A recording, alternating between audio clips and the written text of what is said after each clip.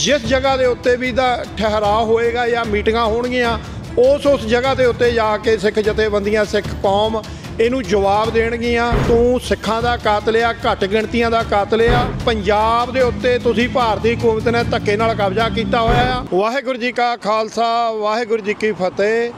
ਅੱਜ ਡੈਲਵੇਅਰ ਦੇ ਵਿੱਚ ਖੜੇ ਆ ਜਿੱਥੇ ਭਾਰਤੀ ਹਕੂਮਤ ਦਾ ਪ੍ਰਾਈਮ ਮਿਨਿਸਟਰ ਜਿਹੜਾ ਕਿ ਕ੍ਰਿਮੀਨਲ ਪ੍ਰਾਈਮ ਮਿਨਿਸਟਰ ਆ, ਜਿਹਨੇ ਆਪਣੇ ਸਮੇਂ ਦੇ ਵਿੱਚ ਚੀਫ ਮਿਨਿਸਟਰ ਹੁੰਦੇ ਆ ਗੁਜਰਾਤ ਦਾ, ਉੱਥੇ ਮੁਸਲਮਾਨਾਂ ਦੀ ਜੈਨੋਸਾਈਡ ਕੀਤੀ। ਗੁਜਰਾਤ ਦੇ ਵਿੱਚ ਹੀ ਸਿੱਖ ਕਿਸਾਨਾਂ ਦੇ ਉਜਾੜੇ ਦਾ ਕਾਰਨ ਵੀ ਇਹ ਨਰਿੰਦਰ ਮੋਦੀ ਬਣਿਆ ਸੀ। ਔਰ ਰੀਸੈਂਟਲੀ ਜਿਹੜੀਆਂ ਡਾਇਸਪੋਰਾ ਦੇ ਵਿੱਚ ਕਿਲਿੰਗ ਹੋਈਆਂ ਆ ਸਿੱਖ ਐਕਟੀਵਿਸਟਾਂ ਦੀਆਂ, ਉਹਦੇ ਲਈ ਵੀ ਇਹ ਜ਼ਿੰਮੇਵਾਰ ਆ। ਇਹਨਾਂ ਦੇ ਜਿਹੜੇ ਜਿੰਨੇ ਵੀ ਡਿਪਲੋਮੈਂਟਸ ਆ ਜਾਂ ਇਹਨਾਂ ਦੇ ਜਿਹੜੇ ਪਿਆਦੇ ਏਜੰਸੀਆਂ ਦੇ, ਉਹਨਾਂ ਨੇ ਇਸ ਗੱਲ ਨੂੰ ਪਹਿਲਾਂ ਇਹਨਾਂ ਕਿਲਿੰਗ ਤੋਂ ਪਹਿਲਾਂ ਹੀ ਜਿਹੜੀ ਆ ਉਹ ਸੋਸ਼ਲ ਮੀਡੀਆ, ਪ੍ਰਿੰਟ ਮੀਡੀਆ ਦੇ ਥਰੂ ਇਹ ਵਾਰਨਿੰਗ ਦਿੱਤੀਆਂ ਕਈ ਤਰ੍ਹਾਂ ਦੀਆਂ। ਸੋ ਉਹ ਸਾਰਾ ਕੁਝ ਸਾਹਮਣੇ ਆ। ਸੋ ਅੱਜ ਇਹ ਅਮਰੀਕਾ ਦੇ ਵਿੱਚ ਆਇਆ ਆ ਤੇ ਇਹਦੀ ਜਿਹੜੀ ਪਹਿਲੀ ਇੱਥੇ ਮੀਟਿੰਗ ਡੈਲਵੇਅਰ ਦੇ ਵਿੱਚ ਕੁਆਡ ਦੇ ਉੱਤੇ ਜਿਹੜੀਆਂ ਕੰਟਰੀਆਂ 4 ਮੈਂਬਰ ਹਨ, ਸੋ ਹੋ ਰਹੀ ਆ। ਉੱਥੇ ਸਿੱਖਾਂ ਵੱਲੋਂ ਬੜੀ ਵੱਡੀ ਤਾਦਾਦ ਦੇ ਵਿੱਚ ਪ੍ਰੋਟੈਸਟ ਕੀਤਾ ਜਾ ਰਿਹਾ ਆ। ਅਸੀਂ ਸਮੇਂ ਤੋਂ ਥੋੜ੍ਹਾ ਜਿਹਾ ਪਹਿਲਾਂ ਆਏ ਹੋਏ ਆ।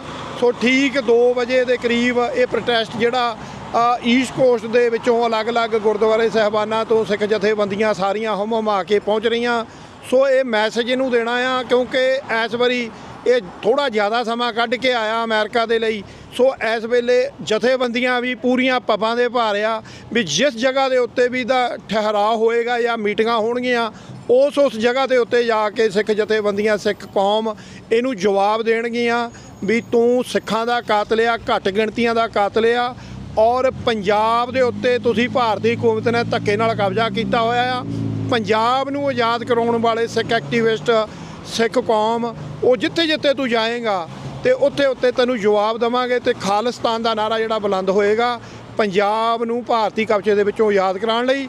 ਖਾਲਿਸਤਾਨ ਜਿੰਦਾਬਾਦ। ਵਾਹਿਗੁਰੂ ਜੀ ਕਾ ਖਾਲਸਾ, ਵਾਹਿਗੁਰੂ ਜੀ ਕੀ ਫਤਿਹ। ਵਾਹਿਗੁਰੂ ਜੀ ਕਾ ਖਾਲਸਾ, ਵਾਹਿਗੁਰੂ ਜੀ ਕੀ ਫਤਿਹ। ਅੱਜ ਡੈਲਵੇਅਰ ਦੇ ਵਿੱਚ ਖੜੇ ਆ ਜਿੱਥੇ ਭਾਰਤੀ ਹਕੂਮਤ ਦਾ ਪ੍ਰਾਈਮ ਮਿਨਿਸਟਰ ਜਿਹੜਾ ਕਿ ਕ੍ਰਿਮੀਨਲ ਪ੍ਰਾਈਮ ਮਿਨਿਸਟਰ ਆ, ਜਿਹਨੇ ਆਪਣੇ ਸਮੇਂ ਦੇ ਵਿੱਚ ਚੀਫ ਮਿਨਿਸਟਰ ਹੁੰਦੇ ਆ ਗੁਜਰਾਤ ਦਾ, ਉੱਥੇ ਮੁਸਲਮਾਨਾਂ ਦੀ ਜੈਨੋਸਾਈਡ ਕੀਤੀ। ਗੁਜਰਾਤ ਦੇ ਵਿੱਚ ਹੀ ਸਿੱਖ ਕਿਸਾਨਾਂ ਦੇ ਉਜਾੜੇ ਦਾ ਕਾਰਨ ਵੀ ਇਹ ਨਰਿੰਦਰ ਮੋਦੀ ਬਣਿਆ ਸੀ। ਔਰ ਰੀਸੈਂਟਲੀ ਜਿਹੜੀਆਂ ਡਾਇਸਪੋਰਾ ਦੇ ਵਿੱਚ ਕਿਲਿੰਗ ਹੋਈਆਂ ਆ ਸਿੱਖ ਐਕਟੀਵਿਸਟਾਂ ਦੀਆਂ, ਉਹਦੇ ਲਈ ਵੀ ਇਹ ਜ਼ਿੰਮੇਵਾਰ ਆ। ਇਹਨਾਂ ਦੇ ਜਿਹੜੇ ਜਿੰਨੇ ਵੀ ਡਿਪਲੋਮੈਂਟਸ ਆ ਜਾਂ ਇਹਨਾਂ ਦੇ ਜਿਹੜੇ ਪਿਆਦੇ ਏਜੰਸੀਆਂ ਦੇ, ਉਹਨਾਂ ਨੇ ਇਸ ਗੱਲ ਨੂੰ ਪਹਿਲਾਂ ਇਹਨਾਂ ਕਿਲਿੰਗ ਤੋਂ ਪਹਿਲਾਂ ਹੀ ਜਿਹੜੀ ਆ ਉਹ ਸੋਸ਼ਲ ਮੀਡੀਆ, ਪ੍ਰਿੰਟ ਮੀਡੀਆ ਦੇ ਥਰੂ ਇਹ ਵਾਰਨਿੰਗ ਦਿੱਤੀਆਂ ਕਈ ਤਰ੍ਹਾਂ ਦੀਆਂ। ਸੋ ਉਹ ਸਾਰਾ ਕੁਝ ਸਾਹਮਣੇ ਆ।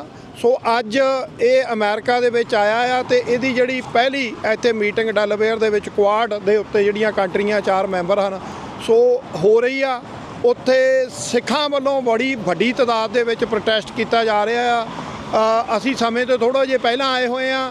ਸੋ ਠੀਕ 2 ਵਜੇ ਦੇ ਕਰੀਬ ਇਹ ਪ੍ਰੋਟੈਸਟ ਜਿਹੜਾ ਈਸਟ ਕੋਸਟ ਦੇ ਵਿੱਚੋਂ ਅਲੱਗ-ਅਲੱਗ ਗੁਰਦੁਆਰੇ ਸਾਹਿਬਾਨਾਂ ਤੋਂ ਸਿੱਖ ਜਥੇਬੰਦੀਆਂ ਸਾਰੀਆਂ ਹੁਮ-ਹੁਮਾ ਕੇ ਪਹੁੰਚ ਰਹੀਆਂ। ਸੋ ਇਹ ਮੈਸੇਜ ਇਹਨੂੰ ਦੇਣਾ ਆ ਕਿਉਂਕਿ ਇਸ ਵਾਰੀ ਇਹ ਥੋੜ੍ਹਾ ਜ਼ਿਆਦਾ ਸਮਾਂ ਕੱਢ ਕੇ ਆਇਆ ਅਮਰੀਕਾ ਦੇ ਲਈ। ਸੋ ਇਸ ਵੇਲੇ ਜਥੇਬੰਦੀਆਂ ਵੀ ਪੂਰੀਆਂ ਪੱਬਾਂ ਦੇ ਭਾਰ ਆ ਵੀ ਜਿਸ ਜਗ੍ਹਾ ਦੇ ਉੱਤੇ ਵੀ ਠਹਿਰਾਅ ਹੋਏਗਾ ਜਾਂ ਮੀਟਿੰਗਾਂ ਹੋਣਗੀਆਂ ਉਸ ਜਗ੍ਹਾ ਦੇ ਉੱਤੇ ਜਾ ਕੇ ਸਿੱਖ ਜਥੇਬੰਦੀਆਂ ਸਿੱਖ ਕੌਮ ਇਹਨੂੰ ਜਵਾਬ ਦੇਣਗੀਆਂ ਵੀ ਤੂੰ ਸਿੱਖਾਂ ਦਾ ਕਾਤਲ ਆ, ਘੱਟ ਗਿਣਤੀਆਂ ਦਾ ਕਾਤਲ ਆ। ਔਰ ਪੰਜਾਬ ਦੇ ਉੱਤੇ ਤੁਸੀਂ ਭਾਰਤੀ ਹਕੂਮਤ ਨੇ ਧੱਕੇ ਨਾਲ ਕਬਜ਼ਾ ਕੀਤਾ ਹੋਇਆ ਆ।